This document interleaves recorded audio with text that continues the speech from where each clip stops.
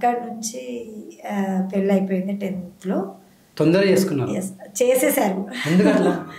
అంటే పేరెంట్స్ లేరు, mother or father ఇద్దరు లేరు. డాడీ చనిపోవడం డైజెషన్ చేసుకోలేని టైం నాకు. ఎంతసేపు మమ్మీ కూడా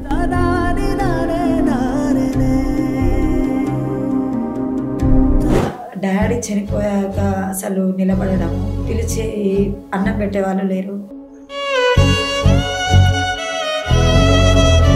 మేమున్నాము, మాకు సపోర్ట్గా నిలబడే వాళ్ళు లేరు. హాస్టల్లో ఉండేదాన్ని, అందరికీ పేరెంట్స్ వచ్చేవాళ్ళు, ఈవెన్ మా రిలేటివ్స్ కూడా వచ్చేవాళ్ళు. ఎలా ఉన్నారో పలకరించలేదు. నా వల్ల కాదు. ఇంకా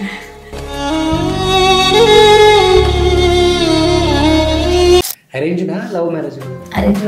అంటే చాలా చూడడానికి చాలా బ్యూటిఫుల్గా ఉంటుంది. హీరోయిన్ ఎవరన్నా అడుగుతున్నారు? హీరోయిన్ కూడా ఛాన్స్ వచ్చింది శ్రీదేవికి అని చెప్పేసి. ఛాన్స్ అని వచ్చింది, బట్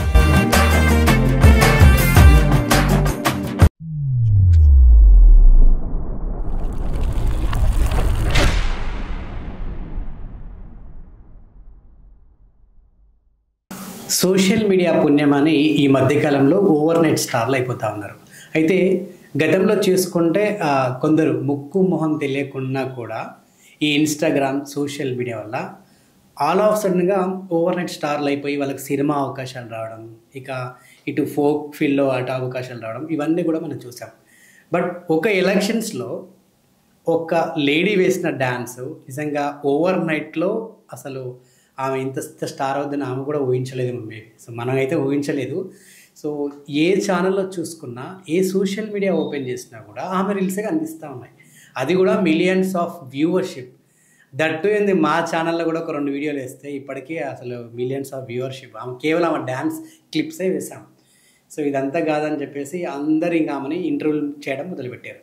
సో ప్రస్తుతానికి నిజంగా మరి ఆ ఒక డ్యాన్స్ కానివ్వండి, ఆ ఎలక్షన్స్ కానివ్వండి, ప్రస్తుతం ఆమె ఫేస్ చేస్తున్నటువంటి ఈ యొక్క మెమొరీ కానివ్వండి, ఆ ఓవర్ నైట్ స్టార్ ఏదైతే ఉందో అదంతా తను ఇప్పుడు ఎలా అనుభవిస్తుంది ఏంటి అనేది ఒక్కసారి మనం పలకరించే ప్రయత్నం అయితే చేద్దాం. ప్రస్తుతం మన స్టూడియోలో ఉన్నారు. సో నమస్తే శ్రీదేవి గారు. నమస్తే అన్నయ్య. ఎలా ఉన్నారు? Yeah super. సో ముందుగా మీకు కంగ్రాచులేషన్స్. థ్యాంక్ యూ అన్న. ఒక పాట నిజంగా మీ జీవితాన్ని మార్చేసినట్టుంది మేబీ. ఖచ్చితంగా చెప్పు. ఒక పాట అక్కడ ఒక ఎమ్మెల్యేని గెలిపిస్తే ఒక పాట ఆ గెలుపుతో పాటు మిమ్మల్ని కూడా వైరల్ చేసింది. ప్రస్తుతం ఈ స్టార్డమ్ కానివ్వండి, ఈ ఓవర్ నైట్ స్టార్, మీరు ఇస్తున్నటువంటి ఇంటర్వ్యూలు, మీకు వచ్చే అప్లాజ్, మీకు వచ్చే కాంప్లిమెంట్స్, సో ఎలా ఫేస్ చేస్తున్నారు? ఎలా ఉంది ప్రజెంట్? చాలా హ్యాపీగా ఉందన్నయ్య.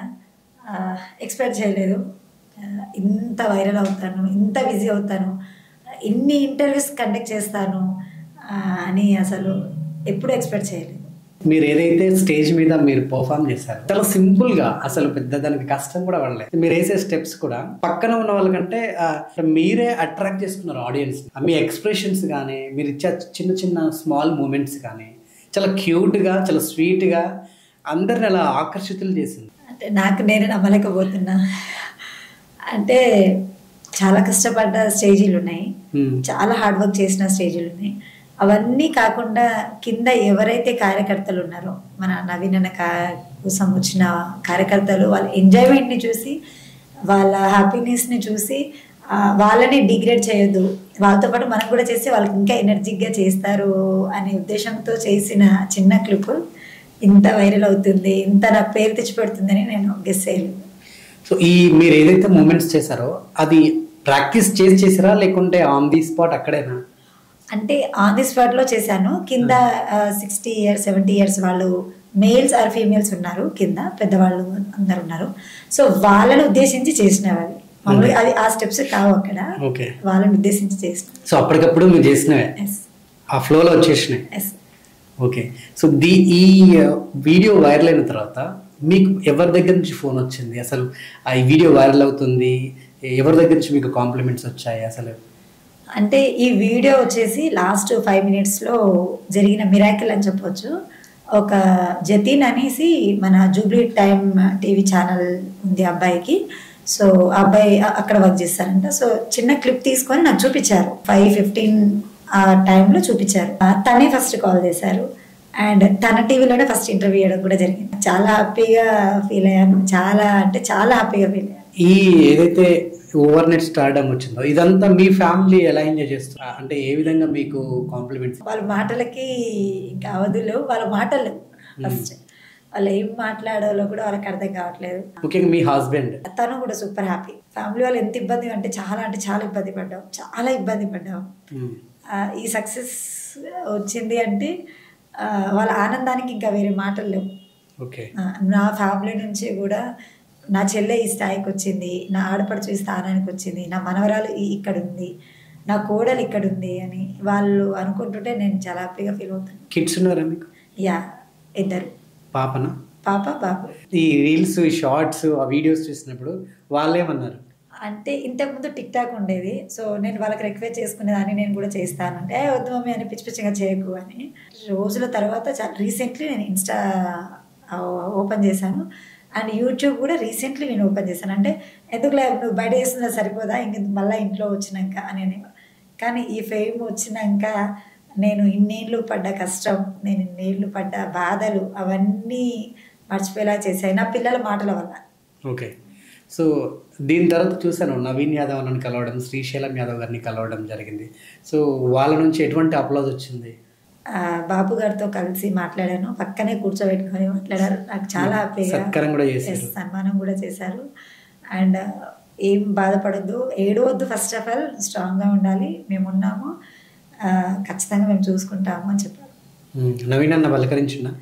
నవీన్ అన్న కొంచెం బిజీ షెడ్యూల్లో ఉన్నారు. సో ప్రమాణ స్వీకారం అయిపోతే ఖచ్చితంగా మళ్ళీ నేను బాబు అన్నయ్య కలుస్తాం. సో శ్రీశైలం యాదవ్ అయితే పలకరించారు, ఫోన్ చేసి మాట్లాడారు. అది నాకు ఇంకా. సో మీకేంటి ముందు నుంచి ఈ డాన్స్ ఫీల్డ్లో ఉన్నారా, ఇప్పుడు ఈ మధ్య కాలంలో వచ్చిరా మీరు? ముందు నుంచి డాన్స్ ఫీల్డ్లోనే ఉన్నాను. బేసిక్గా డాన్స్ అంటే ఇష్టం. ముందు నుంచి కాంపిటీషన్ స్కూల్లో ఉన్నప్పుడు కాంపిటీషన్స్లో ఖచ్చితంగా పాల్గొనేదాన్ని, కంపల్సరీ గిఫ్ట్ కొట్టేదాన్ని, అవార్డు వచ్చేది. అక్కడ నుంచి పెళ్ళి అయిపోయింది 10th లో. తొందరగా చేసుకున్నారు? చేసేసారు. అంటే పేరెంట్స్ లేరు, మదర్ ఆర్ ఫాదర్ ఇద్దరు లేరు. అమ్మమ్మ తాతయ్య వాళ్ళు ఉండేది, అప్పటికే వాళ్ళు ఏజ్డ్. సో వాళ్ళు మమ్మల్ని ప్రొటెక్ట్ చేసి మమ్మల్ని దగ్గరికి తీసుకొని మమ్మల్ని పెంచి పెద్ద చేసి పెళ్ళిళ్ళు చేశారు. మా పిల్లలకి మంచి చెడు మొత్తం వాళ్ళే చేశారు. కాబట్టి మా ఫ్యామిలీలో గర్ల్స్ 7 members. అంటే మేనమామకి 3, మేము 4. అందులో ఓన్లీ అక్కకు మాత్రమే పెళ్ళయింది. మిగతా 6 members అమ్మాయిలము, 2 అబ్బాయిలు. సో మేము చనిపోతే వీళ్ళు మళ్ళీ ఆగమైపోతారేమో అనే భయానికి వాళ్ళు తొందరగా సంబంధాలు వచ్చినట్టుగా పెళ్లి చేసేసారు మాకు. సో అలా చిన్న ఏజ్లో పెళ్ళి అయిపోయింది. సో ముందు నుంచి మీకు డాన్స్ అంటే బాగా ఇంట్రెస్ట్ ఉంటుండే. మీరు కొన్ని వీడియోస్లో చెప్పారు, మేము చాలా ప్రాబ్లమ్స్ ఫేస్ చేశాను, ఫైనాన్షియల్గా కానివ్వండి, ఆర్థికంగా చాలా ఇబ్బందులు పడ్డానని చెప్పేసి. సో ఏ టైంలో అది పెళ్ళి అయినాకనేనా?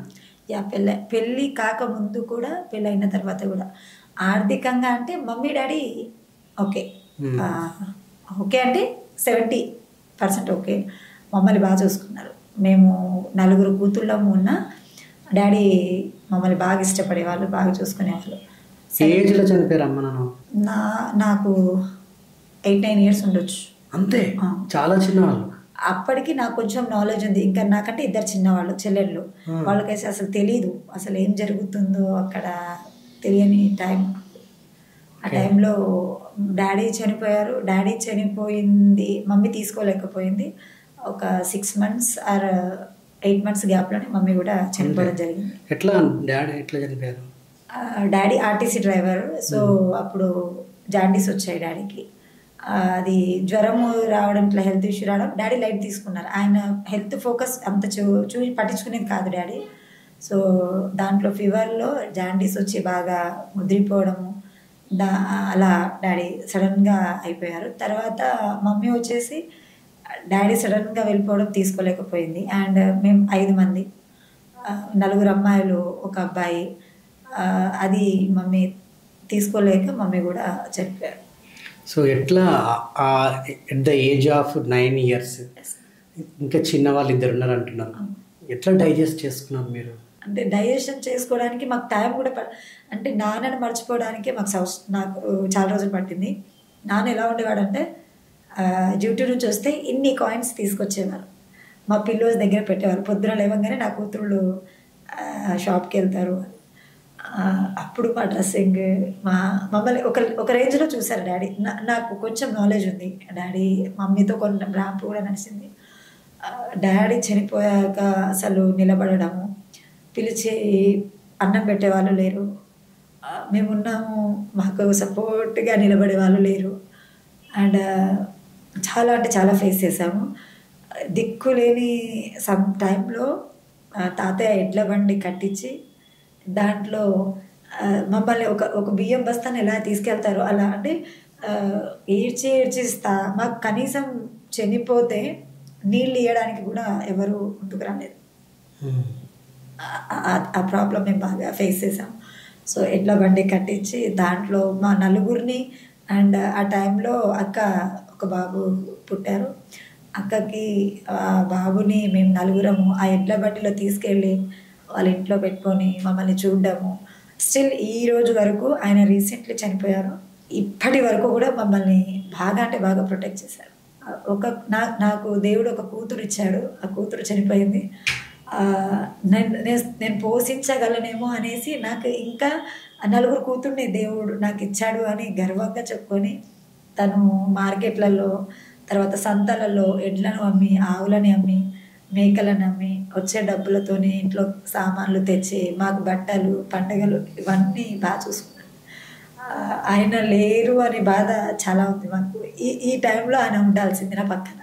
సో ఎప్పుడైనా అనిపిస్తుందా, అంటే మీకు పెళ్ళి కాకముందు అమ్మ నాన్న అంత చిన్న ఏజ్లో చనిపోయినప్పుడు అంటే బాధపడ్డ రోజులు గుర్తు చేసుకుని, అరే అమ్మ లేదే, నాన్న లేడే, ఏంటి ఇలా అయిపోయింది? చాలా సార్లన్నా, అంటే హాస్టల్లో ఉండేదాన్ని, అందరికీ పేరెంట్స్ వచ్చేవాళ్ళు, ఈవెన్ మా రిలేటివ్స్ కూడా వచ్చేవాళ్ళు, ఎలా ఉన్నారో పలకరించలేదు. అండ్ అసలు అది నా వల్ల కాదు ఇంకా, ఎందుకంటే ఒక్కసారిగా రిచ్గా ఉన్నాం, మేము పాత్రలోకి పడిపోయాము.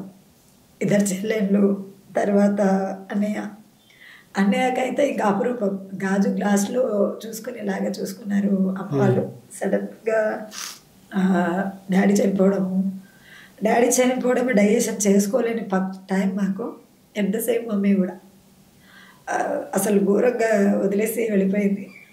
ఆ టైంలో అమ్మమ్మ తాతయ్య వాళ్ళు చాలా, అంటే దేవుడు మాకు ఇచ్చిన రెండో వరం ఏంటంటే అమ్మమ్మ తాత ఎంతమందిని చూసుకొని మాకు పెళ్ళిళ్ళు, ఏదైనా ఫంక్షన్ చేసినా, ఏదైనా పండుగ చేసినా, స్టిల్ ఇప్పటికీ ఏ ఫంక్షన్ చేసినా వాళ్ళ చేతి నుంచి రూపాయి ఖచ్చితంగా తీసుకుంటారు. ఇప్పుడు ఉన్నాము అంటే ఇదంతా నమ్మనన్నా, ఆ రోజులు ఎలా ఉన్నాయి అనేది అన్నయ్య, వదిన, అక్క, బావ కొంచెం తక్కువ గుర్తు చేసుకుంటా, కానీ నేను బాగా గుర్తు చేసుకుంటాను. ఆ టైంలో అక్క కూడా ధైర్యం చేసేది కాదు రావడానికి, చెల్లెలను చూడడానికి వాళ్ళ అత్తయ్య వాళ్ళు అట్లా పర్మిషన్ ఇచ్చేవాళ్ళు కాదు. సో మమ్మల్ని చూడడానికి రావాలంటే దొంగతనంగా వచ్చేది. అంటే అలాంటి దౌర్భాగ్య స్థితిలో నుంచి బయటకు వచ్చాం. ఇంకా నాకంటే చిన్న ఇద్దరు అయితే ఇంకా వాళ్ళ పరిస్థితి చెప్పదు, ఇక ఘోరాది ఘోరం. అప్పుడు ఇవన్నీ అప్పుడు ఫేస్ చేసాము. ఇప్పుడు తాతయ్య ఉంటే బాగుండు. ఆయన సపోర్ట్ ఎలా ఉండేది అంటే ఒక సింహంలా ఉండేది మాకు. ఆయన ఏజ్ 96, 97 ఏజ్, కానీ గంభీరంగా ఉండేవాళ్ళు, చాలా బాగా చూసుకున్నారు మమ్మల్ని. సో ఎక్కడ, ఏ ఊరు పుట్టి పెరిగిందంతా? పుట్టింది హైదరాబాద్లోనే. అంటే మీ నేటివ్ ఇక్కడేనా? మలక్పేటలో. అండ్ అందుగుల నానమ్మ వాళ్ళది, కానీ డాడీ ఎప్పుడు ఊరికి తీసుకెళ్ళేవాళ్ళు కాదు. అండ్ మీరు ఒకటి నోటీస్ చేస్తే మేము బంజారాస్ నాయక్స్ తెలుసు నాకు. అండ్ ఇక్కడ మేము నలుగురము, మా ఒంటి మీద గ్రీన్ పుట్టుమచ్చ ఉండదు. నా కూతుళ్ళు బంగారం అనేది అలాగే పెంచేవారు. ఇప్పటికీ కూడా ఈవెన్ అమ్మమ్మ తాతయ్య వాళ్ళు కూడా మేము టాటోలు వేయించుకుంటాము, ఏదైనా మమ్మీ పేరు డాడీ పేరు రాయించుకుంటాం అంటే నో, ఇట్స్ నో, వద్దు. మీ డాడీ ఆ రోజే పెట్టి వేయించలేదు, ఇప్పుడు అసలే వద్దని అసలు యాక్సెప్ట్ చేయరు. అరేంజ్డా, లవ్ మ్యారేజ్? Arrange marriage. అవునా? అంటే చాలా చూడడానికి చాలా బ్యూటిఫుల్గా ఉన్నారు. సో ఆ టైంలో అలా జరిగిపోయింది. ఓకే.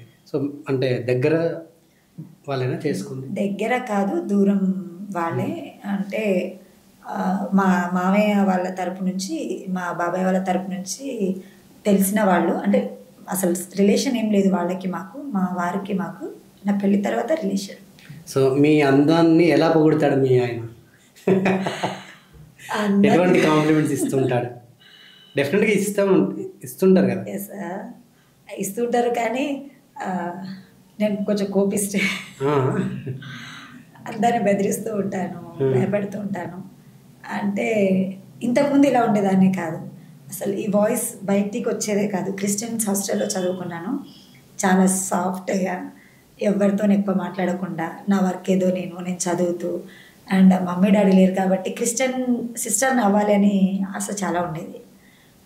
పెళ్ళి చేస్తున్నామని కూడా నాకు క్లారిటీగా తెలియదు, నేను పెళ్లి చేసుకుంటున్నాను అనే విషయం కూడా నాకు క్లారిటీగా తెలియదు. ఆ టైంలో నాకు పెళ్ళి అయింది. సో ఇప్పుడు ఈ ఏదైతే ఈ సాంగ్ వైరల్ అయినాక మీకేమైనా సినిమా అవకాశాలు లేకుంటే ఇంకేదన్నా అవకాశాలు మీకేమైనా వచ్చినాయా? వారి దగ్గర నుంచి ఫోన్ కాల్స్ వస్తున్నాయన్నా, వచ్చే అవకాశాలు కూడా ఉన్నాయి. ఓకే, కొన్ని వీడియోస్లో చూశాను శ్రీదేవి నెక్స్ట్ సినిమాలో కూడా యాక్ట్ చేయబోతుంది, సినిమా అవకాశం కూడా వచ్చింది అని కొన్ని వీడియోస్లో. అంటే మీ గురించి ఈ గాసిప్సా నిజమా తెలియదు, కానీ సినిమా అవకాశాలు ఏమైనా వచ్చినాయా ఈ పాట తర్వాత? వచ్చే అవకాశాలు ఉన్నాయి. సో బాపు గారు కూడా ఖచ్చితంగా అవకాశం ఉంటుంది, వస్తుంది అని చెప్పారు. చిన్న శ్రీశైలం యాదవ్ గారు ఇండస్ట్రీకి చాలా దగ్గర. సో ఆయన ఏమన్నా మాట ఇచ్చారా నెక్స్ట్ మూవీలో నీకు అవకాశం ఇవ్వబోతున్నా అని చెప్పి? మాట ఇచ్చారు, బాపు గారు మాట ఇచ్చారు. అండ్ సపోర్ట్గా ఉంటా అని కూడా చెప్పారు. అంటే అమ్మని, నాన్నని, తాతయ్య మిస్ అయ్యాను కాబట్టి ఈ రూపంలో నాకు హెల్ప్ అవుతున్నారేమో అందరూ అని అనుకుంటున్నాను. ఓకే, సో ఫోక్ సాంగ్స్ ఈ మధ్యకాలంలో చాలా ట్రెండ్ అవుతున్నాయి. మరి ఫోక్ అవకాశాలు, ఫోక్ సాంగ్స్లో ఏమైనా యాక్ట్ చేస్తారని అటువంటి ఏమైనా కాల్స్ వచ్చినాయి? వస్తున్నాయి. స్టిల్ ఇప్పుడు మన స్టూడియోకి వచ్చాక కూడా మీ వాయిస్ టస్కీ వాయిస్ కదా, సో మీ వాయిస్ నుంచి నాకు ఒక సాంగ్ కావాలి అని కాల్ వచ్చింది. ఇప్పుడే యాక్టర్గా చేస్తున్నారు. కొంచెం ఈ హడావుడి అయిపోయిన తర్వాత, ఈ హడావుడి అయిపోయిన తర్వాత సాంగ్ ఒకసారి విని చూసేస్తాను. సో ఫోక్ సాంగ్ కూడా యాక్ట్ చేయబోతున్నారు. Super great. సో అంటే చిన్న శ్రీశైలం యాదవ్ గారు అయితే మాట ఇచ్చారు సినిమా అవకాశం ఇస్తాను. హీరోయిన్ ఎవరన్నా అడుగుతున్నారా మిమ్మల్ని? హీరోయిన్ కూడా ఛాన్స్ వచ్చింది శ్రీదేవికి అని చెప్పేసి విన్నాను. లేదు బ్రో, అంటే అది ఛాన్స్ అని వచ్చింది, బట్ హీరోయిన్ తర్వాత సైడ్ క్యారెక్టర్, సిస్టర్ క్యారెక్టర్ అనేది క్లారిటీ. ఒకవేళ హీరోయిన్కి అవకాశం వస్తే శ్రీదేవి చేస్తుందా? Yeah, sure. చేస్తాను. లేదు, ఎటువంటి క్యారెక్టర్ వచ్చినా చేస్తా అంటారా? ఏంటి, ఏ క్యారెక్టర్ వచ్చినా చేస్తారా? లేదు, అంటే నేను కొన్ని ఎదుర్కొన్న సమస్యలు, నేను కొన్ని ఫేస్ చేసిన ప్రాబ్లమ్స్, అవన్నీ దృష్టిలో పెట్టుకొని ప్రొసీడ్ అవుతాను. క్యారెక్టర్లు కూడా ఆ టైప్లోనే తీసుకుంటాను. తల్లిదండ్రులు లేని పిల్ల కదా, గాలి తిరుగులు తిరుగుతుంది, వాళ్ళకేంది చెప్పేటోళ్ళు లేరు, చేసేటోళ్ళు లేరు అని చాలా ఇటువంటి మాటలు కూడా పడ్డారా? చాలా వేల మంది అన్నారు మాతో, అవి పడ్డాను. వాళ్ళకి నేను ఇచ్చే సమాధానం ఏంటంటే, ఒకవేళ నాకు మంచి అవకాశం వస్తే శ్రీదేవి ఎప్పుడున్నా ఒకేలాగా ఉంటుంది, ఒకేలాగా కనిపిస్తుంది అని నేను వాళ్ళకి ఖచ్చితంగా చేసి చూపిస్తాను. సో శ్రీదేవికి పొగరు ఎక్కువనా ఏంటి? పొగరు ఎక్కువ అంటే పొగరు ఎక్కువని, అంటే ఏ టైప్లో పొగరు అంటే, నువ్వెంత అంటే నువ్వెంత, నువ్వు మీరు అంటే నేను మీరు అంటాను, నువ్వు ఒసే అంటే నేను ఒరే అంటాను.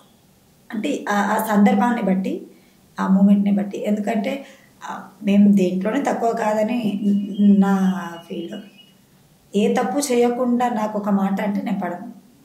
అట్ ద సేమ్ నా దగ్గర పనిచేసే పిల్లలు కూడా, వాళ్ళకి ఎవరైనా వచ్చి ఏదైనా మాట అన్నారంటే, సరే వాళ్ళకి తెలుసు తెలియకో ఏదైనా మిస్టేక్ చేసినా, వాళ్ళకి ఎవరైనా వచ్చి ఒక మాట అనడము, మీ అమ్మాయి ఇలా అని చెప్పినా నేను యాక్సెప్ట్ చేయాలి. ఇంకా సరే వాళ్ళకి తెలియకపోవచ్చు, మనం తెలిసేలా మనం చేయాలి. ఎందుకంటే మనం సీనియర్స్, మనకు కొంచెం నాలెడ్జ్ ఉంది అని అంటాను, కానీ సరే చేసింది కదా పోనీలే అని సపోర్ట్ చేయను. సో ఈ డ్యాన్స్ ఫీల్డ్లో కూడా చాలామంది సూటిపోటి మాటలు అంటూ ఉంటారు, విచ్చలవిడిగా తిరుగుతుంది దానికేంటి అన్నట్టుగా అంటూ ఉంటారు. అటువంటి మాటలు ఎప్పుడైనా ఫేస్ చేశారు? ఇలాంటిది వినలేదు. ఎందుకంటే 99% నా వర్క్ ఉంటే నేను ఖచ్చితంగా వెళ్తాను, నా వర్క్ నేను చేస్తాను. నా వర్క్ అయిపోయాక అక్కడ ఏదైనా ప్రాబ్లం ఉంటే నేను నిలబడతాను, అది ఫేస్ చేస్తాను. అది ఆడవాళ్ళ ప్రాబ్లం ఉండొచ్చు, మగవాళ్ళ ప్రాబ్లం ఉండొచ్చు, ఆర్గనైజర్ ప్రాబ్లం ఉండొచ్చు. నేను నిలబడతాను. డాన్సర్గా ఎన్ని ఏళ్ళ నుంచి ఉన్నారు ఈ ఫీల్డ్లో? 13 సంవత్సరాలు. 13 years. Yes. ఈ 13 yearsలో ఎప్పుడైనా బ్యాడ్ సిచ్యువేషన్స్ ఫేస్ చేసిరా? అంటే శ్రీదేవిని నేను సొంతం చేసుకోవాలి, శ్రీదేవితోటి నేను అనుభవించాలి, ఇలాంటి మెంటాలిటీ చాలా మందికి ఉంటుంది ఈ రోజుల్లో. సో అటువంటి ప్రయత్నాలు ఎప్పుడైనా చేసిరా? వాళ్ళు చేశారేమో కానీ నేను చిక్కను. అడిగిరా మేము డైరెక్ట్? లేదు, అట్లా ఏమన్నా ఆ డేర్నెస్ చేయలేదు. ఎందుకంటే కనిపిస్తానేమో సాఫ్ట్గా, కానీ నేను చాలా హార్డ్ అనే విషయం చాలా తెలుసు. ఇంకోటి ఫోక్ ఫీల్డ్ అయిన ఇండస్ట్రీ కమిట్మెంట్ ఇస్తేనే అవకాశం ఇస్తామంటారు చాలా మంది డాన్సర్లకి. అటువంటి కమిట్మెంట్స్ మిమ్మల్ని అడిగిరా? లేదు, కమిట్మెంట్ వరకు నా వరకు రాలేదు. అందుకేనేమో నేను ఇంకా ఇలాగే ఉండిపోయాను. అండ్ కమిట్మెంట్ అడిగే అంత డేర్నెస్ ఇప్పటివరకు ఎవరు చేయలేదు. ఓకే. సో రేపు సినిమాలకు వెళ్తే కూడా ఇటువంటిది క్యాస్టింగ్ ఫేస్ చేయాల్సిన సందర్భం కూడా ఉంటుంది. ఒకవేళ అప్పుడు కూడా ఇటువంటి సందర్భం ఫేస్ చేయాల్సి వస్తే దాన్ని ఎలా ఫేస్ చేస్తారు? వదులుకుంటాను. ఎలా రిసీవ్ చేసుకుంటారు? వదులుకుంటాను అంతే. ఎస్. ఓకే. చాయిసే లేదు సెకండ్ ఆప్షన్ తీసుకొని. ఎందుకంటే ఏదైనా చేస్తే ఈ రోజు కాకపోయినా రేపైనా ఖచ్చితంగా రివీల్ అవుతుంది. చెయ్యక ముందే అంటే బయట నాలెడ్జ్ తెలియక ముందే, ఈ కష్టాలన్నీ చూడక ముందే ఈ మాటలు మేము విన్నాం, పడ్డాము.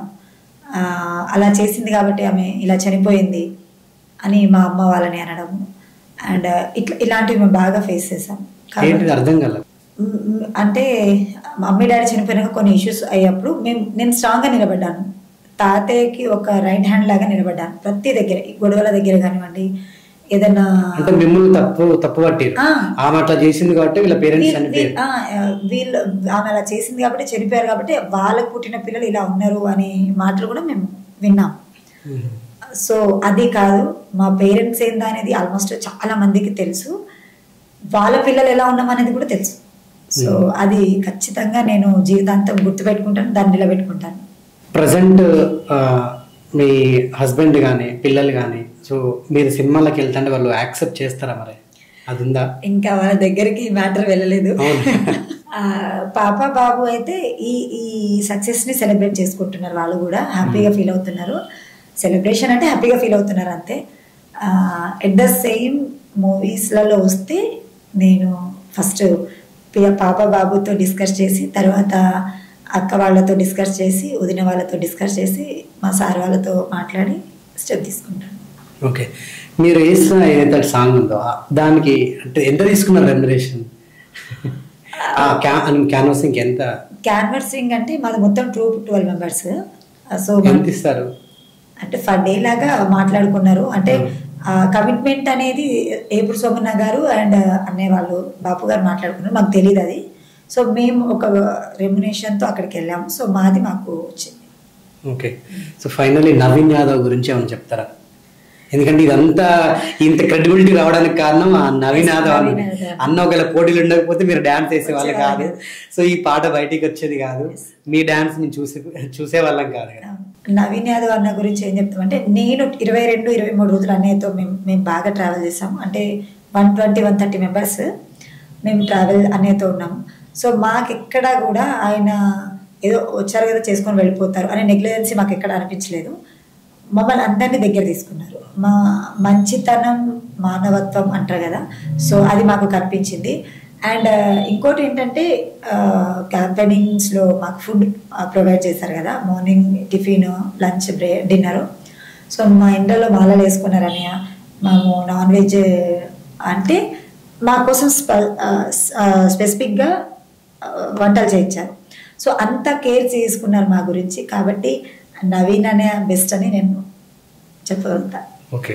సో ఫైనల్గా ఇప్పుడు సినిమా అవకాశం వచ్చినా, సాంగ్ అవకాశం వచ్చినా, సో దానికి రెమ్యునరేషన్ డిమాండ్ చేస్తారా? ఏంటి ఇచ్చినంత తీసుకుంటారా ఏంటి? అంటే స్టార్టింగ్ కాబట్టి చూస్తాను, తర్వాత ఇప్పుడు మేమే మీకు ఒక ఫోక్ సాంగ్ అవకాశం ఇస్తున్నాం. సో ఎంత తీసుకుంటారు? ఇప్పుడు నేను లైవ్ లో జనాలకు కూడా తెలవాలి కదా. సో శ్రీదేవి గారికి మా ఛానల్ నుంచి ఒక ఫోక్ సాంగ్ లో మేము అవకాశం ఇస్తున్నాం. సో రెమ్యునరేషన్ ఎంత తీసుకుంటారు? రెమ్యునరేషన్ అంటే అన్న, నేను రెమ్యునరేషన్ గురించి ఇంకో మాట చెప్పాలి. స్టార్టింగ్ నా రెమ్యునరేషన్ 70 రూపాయలు, అక్కడ నుంచి 150, అక్కడ నుంచి 200-250. నేను ఎక్కడ నాకు ఇంత ఇస్తేనే నేను వస్తాను, ఇది నా రెమ్యునరేషన్, ఇష్టపడి పిలవండి లేకపోతే లేదు అని నేను ఎక్కడ డిమాండ్ చేయలేదు. కొంతమంది దగ్గర మాత్రం అంటే వాళ్ళు లెవెల్ చూపించుకున్న వాళ్ళ దగ్గర నా దగ్గరకు వచ్చి వాళ్ళ దగ్గర సబ్జెక్ట్ లేకపోయినా, వాళ్ళ దగ్గర నాలెడ్జ్ లేకపోయినా నా దగ్గర లెవెల్ చూపించుకునే వాళ్ళ దగ్గర తప్ప అదర్వైజ్ నేను ఎక్కడ ఎవరి దగ్గర డిమాండ్ చేయలేదు, స్టిల్ ఇప్పుడు కూడా చేయను. ఎందుకంటే ఒక మనిషి, ఇప్పుడు మీరు ఒక కళాకారులే, ఆ హార్డ్ వర్క్ ఎంత ఇస్తే కరెక్ట్ అనేది ఖచ్చితంగా నాలెడ్జ్ ఉంటుంది కాబట్టి రెమ్యునేషన్కి అయితే ఏం డిమాండ్ చేయను. సో రెగ్యులర్గా మీరు ఈవెంట్స్ కూడా చేస్తూ ఉంటారు కదా, సో అది మీ సొంత ఆర్గనైజేషన్ లేకుంటే వేరే ఈవెంట్స్ కూడా మీరు వెళ్తూ ఉంటారా ఏంటి? ఇలా వేరే ఈవెంట్స్ కూడా వెళ్తాను. అట్ ద సేమ్ నా ఓన్ ఈవెంట్ కూడా ఉంది, శ్రీదేవి సిరి అని నా ఈవెంట్ పేరు.